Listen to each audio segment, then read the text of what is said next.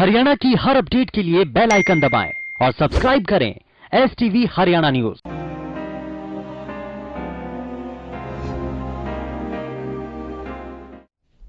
नमस्कार, आपके साथ मैं हूं अनामिका अजय मिश्रा। आज 1 जून है। इस पूरे महीने यानी 30 दिन की अवधि में 3 ग्रहण लगने जा रहे हैं। इनमें एक सूर्य ग्रहण है और 2 चंद्र ग्रहण, जो अपने आप में दुर्लभ घटना है। खगोलीय घटना के श्रृंखला के गहरे अर्थ हैं। ज्योतिष की माने तो ऐसा होना पूरी सृष्टि के लिए बड़े बदलाव का संकेत है। ये बदलाव अच्छे भी हो सकते हैं और बुरे भी। 3 ग्रहणों से शुभ भी हो सकता है, अशुभ और अनिष्ट भी। समझेंगे हम कि इन ग्रहणों से देश और दुनिया सहित 12 राशियों पर क्या प्रभाव पड़ेगा, कहां किस तरह का असर देखने को मिलेगा।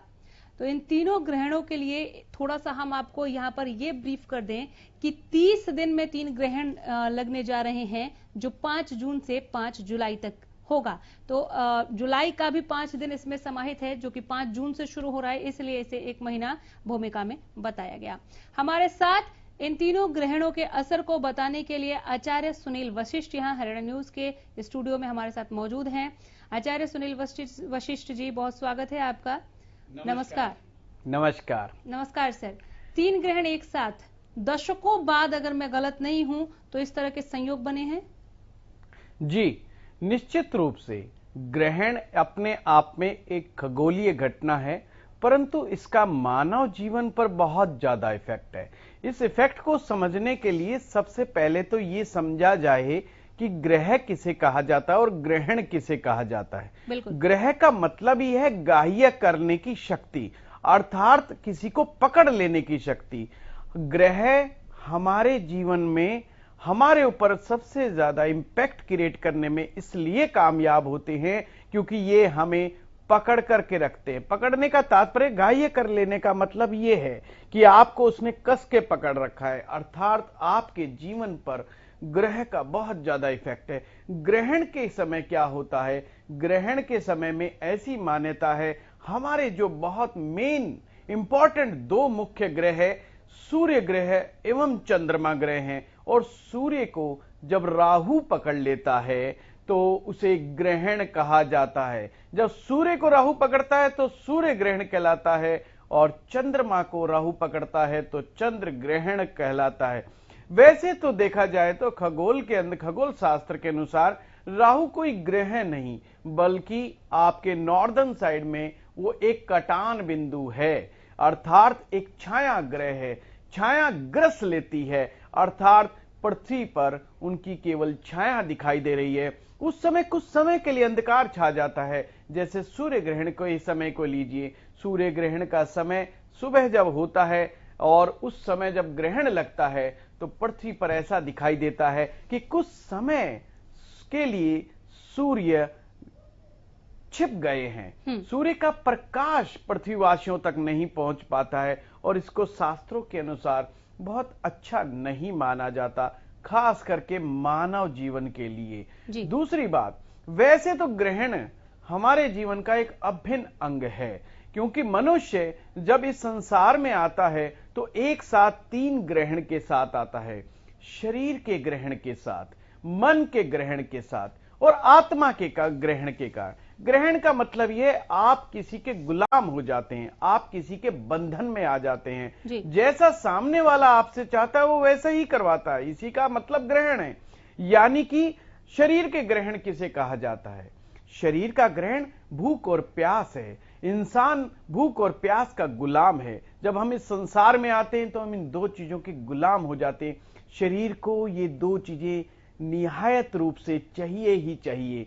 मन का ग्रहण, मन तो मन ही है, मन ही जाने मन की बात और जान सके ना कोई। मन में इतने विचार एक साथ उठते हैं, इतनी बातें एक साथ दिमाग में आती रहती है।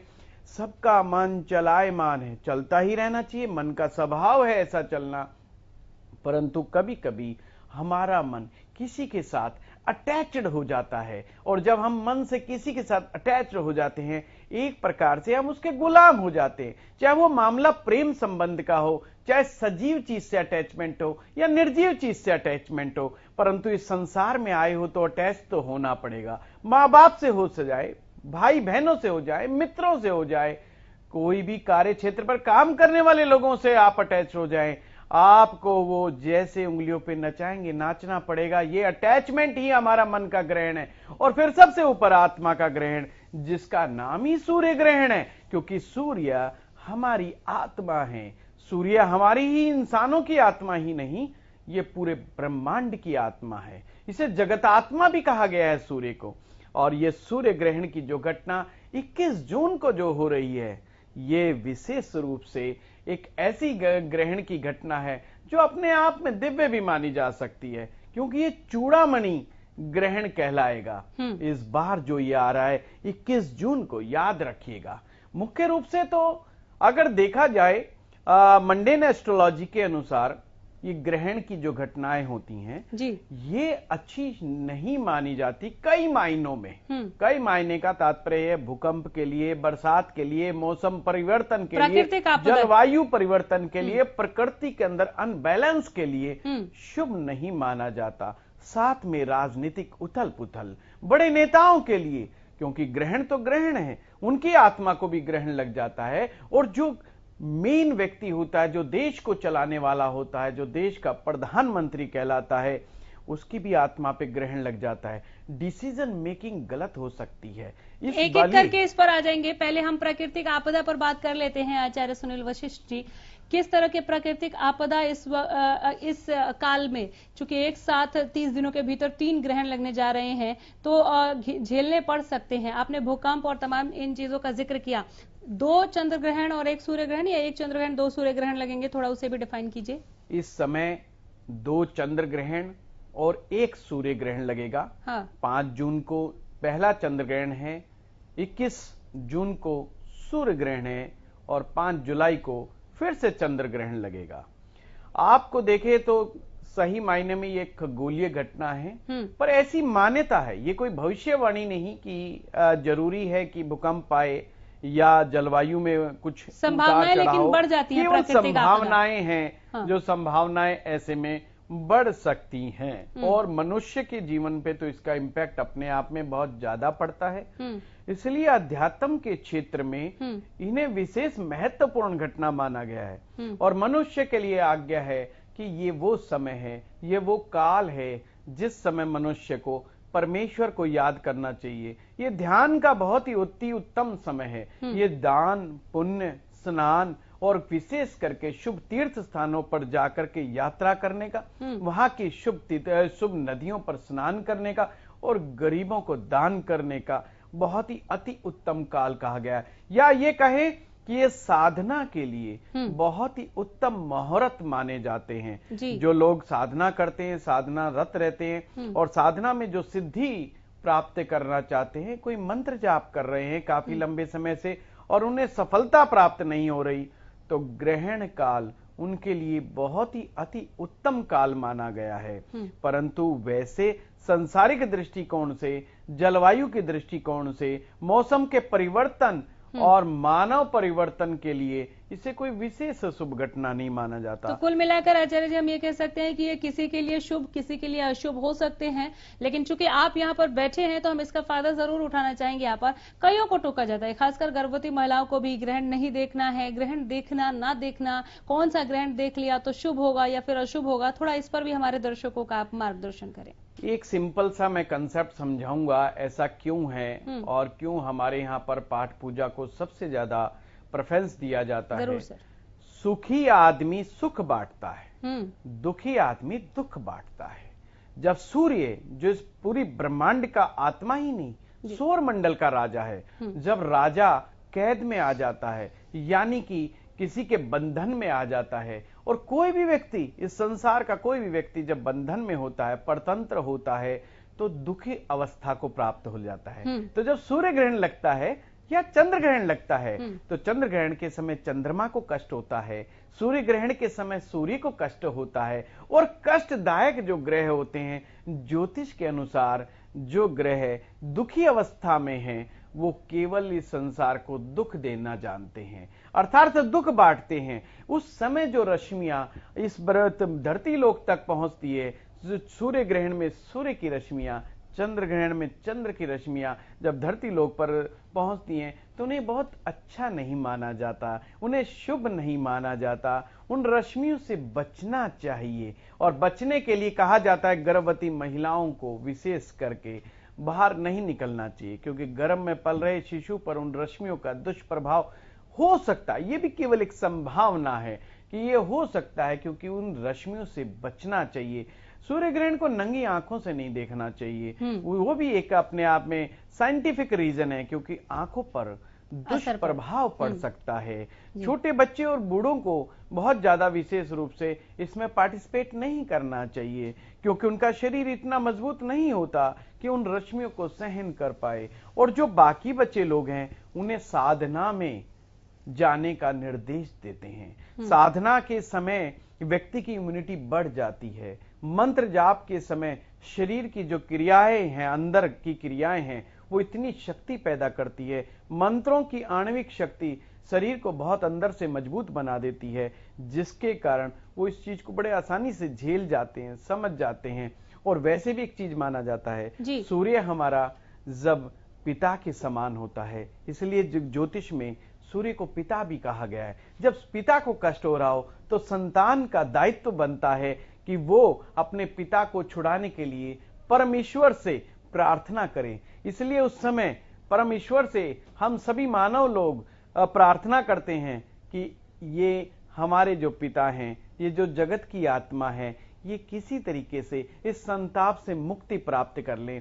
जब ग्रहण काल समाप्त होता है, जिसे कि मोक्ष कहा जाता है, ग्रहण का मोक्ष काल कहा जाता है, उस मोक्ष काल का मतलब है अब ग्रह को मुक्ति मिल गई, उस ग्रहण से मुक्ति मिल गई और अब सूर्य भगवान, अब चंद्र भगवान आपको आशीर्वाद देंगे। किन लोगों को आशीर्वाद देंगे? अपनी उन संतानों को आशीर्वाद देंगे जिन्होंने उनके लिए ईश्वर से प्रार्थना की है। जब कोई बंधन में बंधा हो और उसके लिए जो प्रयास कर रहे हैं, जो लोग उसको बंधन से मुक्ति दिलाने के लिए, वो व्यक्ति प्रसन्न होकर के जीवन भर उनके लिए कोई ना कोई अच्छा कार्य करने की हमेशा सोचता है और उसका हमेशा हितैषी बन के रहता है। बस कुछ ऐसी ही प्रक्रिया है ये। इस प्रक्रिया के कारण ही हम सभी मानव जीवन का कर्तव्य बनता है। क्यों? क्योंकि हमारे शरीर में ही ये 9 ग्रह विद्यमान है, कहीं और जाने की आवश्यकता नहीं।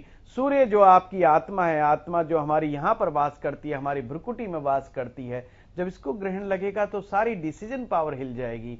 अब मन हमारा चंद्रमा है और जब मन से व्यक्ति दुखी होता है, मन से जब हम अशांत होते हैं, तो कौन कौन सा कष्ट ऐसा है जो उनसा हम देखने को नहीं मिलता, महसूस करने को नहीं मिलता। इसलिए आवश्यक है, मैं सभी दर्शकों से चाहता हूं, मैं सभी दर्शकों को एक संदेश देना चाहता हूं कि मित्रों, ये साधना का बहुत ही उत्तम समय है। आपको साधना नहीं आती, आपको मंत्र जाप नहीं आता, चिंता ना करें।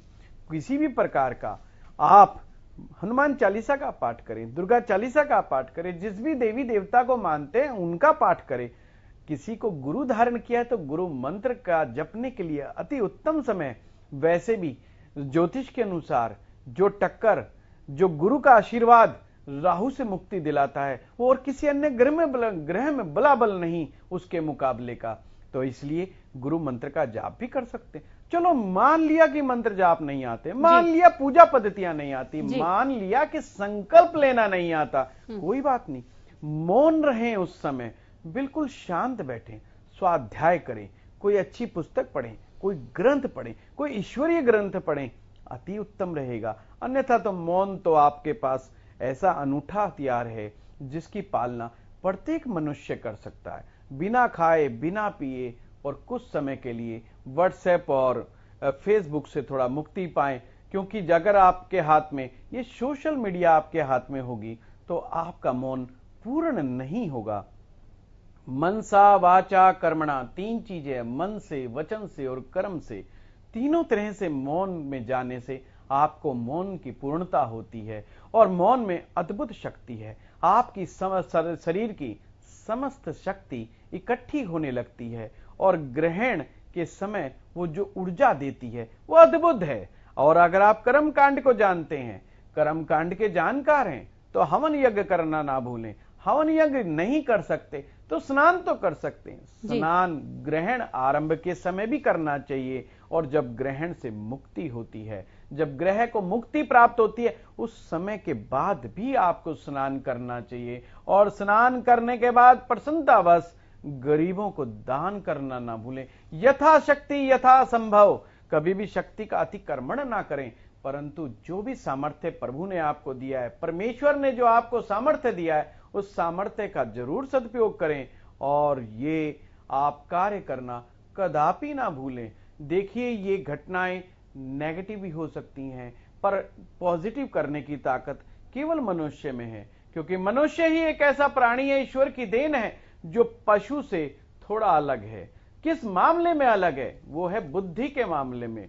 पशु और इंसान में काफी समानताएं हैं, बस बुद्धि के बल पर इंसान कुछ ज्यादा एडवांस हो गया है।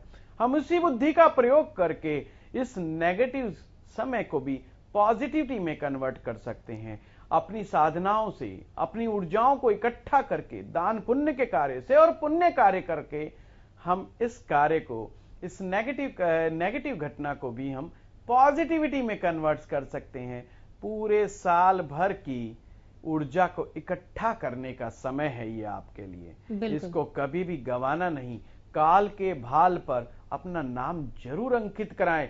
साधना के क्षेत्र में कुछ भी आए, नहीं तो मौन का रास्ता मैंने आपको बताया है, मौन का रास्ता आपको समझाया है। अगर आप घर पे हैं, किसी तीर्थ स्थान पर भी नहीं है, वहां पर भी बैठ करके आप ऐसा कार्य कर सकते हैं। आप बाहर ना जाएं, आराम से घर में बैठे मौन अवस्था में रहें, और बाद में जब मंदिर के पट खुलते हैं, क्योंकि ये ग्रहण काल में हमारे देश में परंपरा है, मंदिर के पट नहीं खुला करते, देव दर्शन निषेध हो जाते हैं, क्योंकि उस समय की जो रश्मियां जो पड़ रही हैं प्रसाद में, चरणामृत में अथवा अन्य चीजों में, उसको बचाया जाता है। इसलिए जो सूखे अन्न को छोड़ करके अन्य असूखे अन्न को आप ढाक या कुशा उसमें डाल दी जाती है, ताकि अन्न में भी कहीं पर भी नेगेटिव चीजें। कई लोग घरों में भी इस तरह की चीजें करते हैं कि अगर पहले से बना हुआ कोई खाना रखा है और उस वक्त ग्रहण का समय हो जाए और ग्रहण शुरू हो जाता है, तो उसमें या तो तुलसी पत्ता डालते हैं, अगर नहीं डाल पाए, घर में नहीं है, बाहर कहीं है, तो दोबारा खाना बनाते हैं, वो खाना नहीं खाया जाता।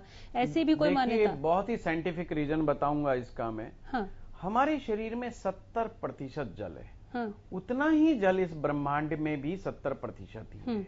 यानी जल एक ऐसा तत्व है, एक ऐसा एलिमेंट है जो सबसे ज्यादा हमें कंट्रोल करता है, सबसे ज्यादा हमें नचाता है। जहां पर जल है, जल के पास कुछ ताकत दी है प्रभु ने जल को। क्या ताकत दी है? वाइब्रेशंस को कैच करने की ताकत। वो रीड कर लेता है पानी, चीजों को, रश्मियों को। इसलिए हमारे बड़े बुजुर्ग कहते हैं पानी पीजिए ताजा, ताजा जल ग्रहण करना चाहिए शरीर के लिए, बासी पानी नहीं। इसी प्रकार जो भी भोजन में तरलता है, यानी कि लिक्विड है, पानी है, वो रश्मियों को जल्दी ग्रहण कर लेता है, वो बैक्टीरिया को जल्दी पकड़ लेता है। इसलिए कहा जाता है ऐसे में तुलसा जो है इम्यूनिटी बहुत ज्यादा, सबसे ज्यादा स्ट्रांग इम्यूनिटी जो है तुलसा पत्र में होती है, तुलसा दल में होती है। सुबह सुबह 3-4 पत्तियां अगर तुलसा की मुंह में रख लो तो इम्यूनिटी अपने आप बढ़ जाती है। और जो कोरोना का समय, इस समय कोरोना वायरस का बड़ा प्रकोप चल रहा है। कोरोना उन्हीं लोगों को प्रभावित कर रहा है जिनकी इम्यूनिटी कमजोर है। और ज्योतिष में कोरोना और कोई नहीं, वही राहु ग्रह है, वही राहु ग्रह जो सूर्य को ग्रस रहा है सूर्य ग्रहण को 21 तारीख को। वही कोरोना, वही राहु जो चंद्रमा को ग्रस रहा है 5 तारीख को, 5 जून को और 5 जुलाई को। ये वायरस राहु की ही देन है। राहु का तात्पर्य अननोन चीज, जिसके बारे में कुछ नहीं, सही कुछ ना कहा जाए, कुछ ना समझा जा सके, वही राहु है। आपके जीवन में जो भी ऐसी घटनाएं होती हैं, जो भी ऐसी बातें होती हैं जिसका आप रूट कॉज में नहीं जा सकते, जिसको आप रूट कॉज जिसका समझ नहीं सकते, वो सभी राहु की देन मानी जाती हैं। और इस समय ग्रहण काल के समय राहु अति बलवान होता है, और राहु का एक ही काम है आपके जन्म पत्रिका में, आपके जन्मांग में, वो देखता है कि कोई भी कार्य आप 100% तरीके से ना कर पाए। इसीलिए जिन जिन लोगों की कुंडलियों में राहु का दुष्प्रभाव ज्यादा आता है, वो कभी भी एक जगह टिक के काम नहीं कर सकते। बार बार रोजगार परिवर्तन करते रहते हैं, बार बार दिमाग में विचार आते रहते हैं, मैं ये रोजगार बदल लूं, मैं ये धंधा बदल लूं। जो भी धंधा कर रहे होते हैं उनके दिमाग में 3 नए धंधे चल रहे होते हैं और अपने धंधे पर फोकस ना होकर के पड़ोसियों के धंधे पर फोकस ज्यादा होता है। प्लानिंग पे प्लानिंग, प्लानिंग पे प्लानिंग चलती रहती है और चीजें बिगड़ती चली जाती है। उसके बाद एक नई प्लानिंग हो जाती है। आपने कहा कि राजनीतिक उथल पुथल भी देखने को मिलेंगे इन तीनों ग्रहणों के आने के हिसाब से, इन तीनों ग्रहणों के समय में राजनीतिक उथल पुथल, ये इशारा मैं क्या समझूं? ज्योतिष में राहु ही राजनीति है।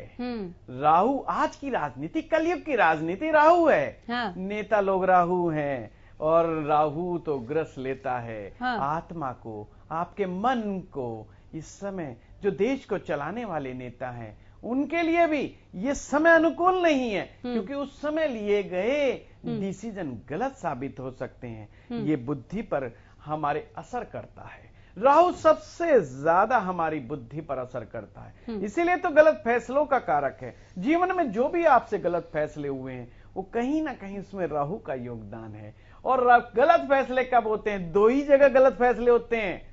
एक होता है जल्दबाजी में लिया गया फैसला, दूसरा होता है लालचवश लिया हुआ फैसला। देखिए, हर इंसान जिस बुद्धि को लेकर के पैदा होता है, परमात्मा सभी को बराबर बुद्धि देकर के भेजता है, परंतु राहु के दुष्प्रभाव में, राहु की दशा, राहु की महादशा या राहु का गोचर कभी कभी उसकी बुद्धि को भ्रमित कर देता है, ब्रह्म जाल में फंसा देता है। इसीलिए इसको इल्यूजन का प्लेनेट कहते हैं, इल्यूजनरी प्लेनेट है।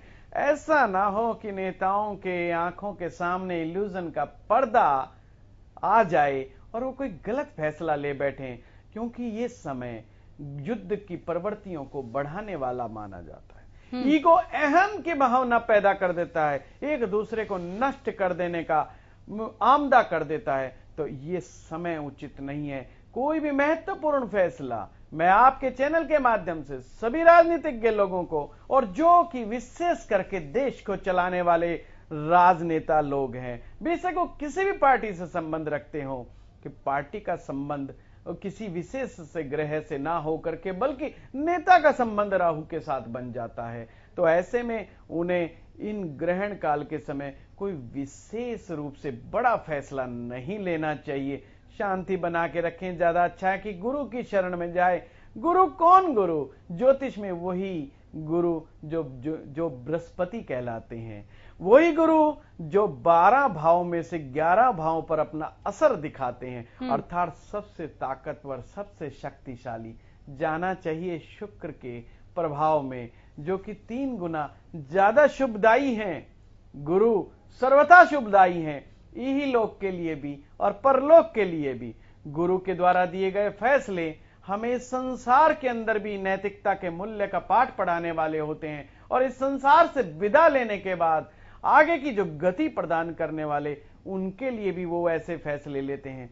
तो ऐसे में ग्रहण काल में जितनी भी हमारी पूजा पद्धतियां हैं, जितने भी हमारे वैदिक कर्म संस्कार हैं, क्योंकि ज्योतिष वेदांग है, वेद से आए मंत्र हैं, वेद से आए क्रियाकलाप है। मानव जीवन में, हिंदुओं में खास करके जिसे सनातन धर्म की संज्ञा दी गई है, 16 संस्कारों का उल्लेख है, और ये 16 संस्कार ही बृहस्पति हैं। हम संस्कारों को डेवलप करें हमारे अंदर। जब भी हम अपने संस्कारों को डेवलप करते हैं तो एक प्रकार से हम अपने शरीर में विद्यमान गुरु को डेवलप करते हैं। जितना जितना गुरु हमारे अंदर डेवलप होगा, राहु हमसे उतना ही दूर जाएगा। राहु झूठा अटैचमेंट है, राहु झूठा प्रेम है, राहु बिना मतलब गफलत में किए गए फैसले हैं। राहु उन चीजों में फंसाता है जिनसे हमारा कोई लेना देना नहीं। 2 लोगों का झगड़ा है, हम उसमें इंटरेस्ट ले रहे हैं। क्यों ले रहे हैं भाई? क्योंकि राहु चाह रहा है कि तुम अपना समय बर्बाद। चलिए एक बार फिर से हम तीनों ग्रहणों को लेकर, चूंकि वक्त बहुत कम है आचार्य जी, तो 5 जून को जो चंद्रग्रहण होने वाला है, एक एक करके, पहले चंद्रग्रहण है, फिर सूर्य ग्रहण है, और फिर 5 जुलाई को वापस से चंद्रग्रहण है। तो 30 दिन में 3 ग्रहण पर हम लगातार बात कर रहे हैं। काफी विस्तृत जानकारी लोगों को आपने, और कई सारे उपाय भी बताए कि किस तरह से अपने अपने आप को कंट्रोल करके रखना है, जो प्राकृतिक आपदा होंगी उससे तो हमें बचना ही है और ऐसा अनिष्ट ना हो इसके लिए साधना में खुद का ध्यान लगाना है, यह आपने बताया। इसके अलावा जो भी आप जानकारी लोगों तक पहुंचा रहे हैं, जरा एक एक करके बहुत ही संक्षेप में, क्योंकि कम वक्त है। 5 जून को हम सबसे कहेंगे 5 जून को हाँ, चंद्र ग्रहण है और हाँ, चंद्र ग्रहण मित्रों अक्सर रात्रिकालीन होते हैं। ये भी रात्रिकालीन आ रहा है 11:15 बजे तक और आगे अगले दिन यानी 6 जून तक सुबह तक चलेगा। तो क्या करना चाहिए? ग्रहण के आरंभ से लेकर के ग्रहण के अंत तक यानी कि मोक्ष काल तक वो एक ऐसा समय है, उसी समय साधना करनी चाहिए। सोना नहीं चाहिए, सो करके समय नहीं गंवाना है। इसी प्रकार से हम चलते हैं 21 तारीख को, जो कि चूड़ामणि सूर्य ग्रहण है। सूर्य ग्रहण और वो भी अमावस्या वाले दिन है। हाँ। उस दिन विशेष करके रविवार का दिन है और अमावस्या तो विशेष संयोग है। प्रयास करें अपने नजदीक के किसी तीर्थ स्थान पर जा सके और खास करके ऐसे तीर्थ स्थान पर जहां पर गंगा का जल हो, जमुना का जल हो, हमारी पवित्र नदियों का जल हो सके तो स्नान कीजिए, हो सके तो दान कीजिए। और हाँ, एक उपाय मैं अद्भुत बताता हूं आपको। जो नारियल होता है, जटाधारी नारियल जो होता है, उसे जरूर जल प्रवाह करें, जल में प्रवाहित करें। राहु है वो आपके लिए, तो नारियल जिसे श्रीफल भी कहा जाता है, ज्योतिष में उसे राहु का कारक भी माना जाता है। जल में प्रवाहित कर दीजिए, आपके साथ आपके दुख भी प्रवाहित हो जाएंगे। इस प्रकार से 21 तारीख का दिन सूर्य मंत्र साधना का दिन है, विष्णु जी की साधना का दिन है। विष्णु पुराण का पाठ कर सकते हैं। ज्यादा बड़ा लगता है तो विष्णु सहस्त्र नाम का पाठ कर सकते हैं, बड़े ही अद्भुत प्रयोग कर सकते हैं आप उस दिन। सूर्य गायत्री का पाठ भी कर सकते हैं, सूर्य मंत्र का पाठ कर सकते हैं, सूर्य वैदिक मंत्र का पाठ कर सकते हैं। ओम मां कर्षणेन रजसा वर्तमानो निवेशयन्नमृतं मृतंचया हिरण्येना सविता रथेना देवो याति भुवनानि पश्यन्। सूर्य का अद्भुत वैदिक मंत्र है, कर जाप कर सकते हैं। और सूर्य ग्रहण दिन के समय ही लगता है, सुबह 9:15 बजे से आरंभ होगा और फिर जाकर के 2-2:15 बजे के करीब जाकर के इसका समाप्ति काल होगा। बड़ा समय है। इसी प्रकार से 5 जुलाई को सेम चंद्र ग्रहण लगेगा। बिल्कुल आखिरी ग्रहण। जी, अद्भुत है जी। तो उस दिन के लिए भी आप कुछ उपाय बता रहे हैं? चंद्र ग्रहण के समय ज्यादा प्रयास करें, आप चंद्र देव की पूजा करें, चंद्रमा के मंत्रों का जाप करें। और जो चंद्रमा है, जो मून है, उसे हमारे ज्योतिष में डिवाइन मदर भी कहा गया है, अर्थात माँ भगवती की पाठ पूजा करें, माँ भगवती की उपासना करें, अति उत्तम रहेगा। चलिए, बहुत शुक्रिया इस तमाम जानकारी के लिए। हमारे दर्शकों का आपने बखूबी मार्गदर्शन किया। चूंकि 30 दिन में 3 ग्रहण, लोग काफी सहम से जाते हैं जब ग्रहण की बात होती है। और क्यों, ये आचार्य सुनील वशिष्ठ ने यहाँ पर बताया कि काफी जो अशुभ चीजें हैं वो इस ग्रहण के दरमियान ऐसी मान्यता है कि फेस करनी पड़ती है, जिनका सामना करना पड़ता है। लेकिन उपाय भी हमने आचार्य सुनील वशिष्ठ के जरिए आप तक पहुंचाया। फिलहाल यही रुकना होगा। देखते रहिए हरियाणा न्यूज। नमस्कार।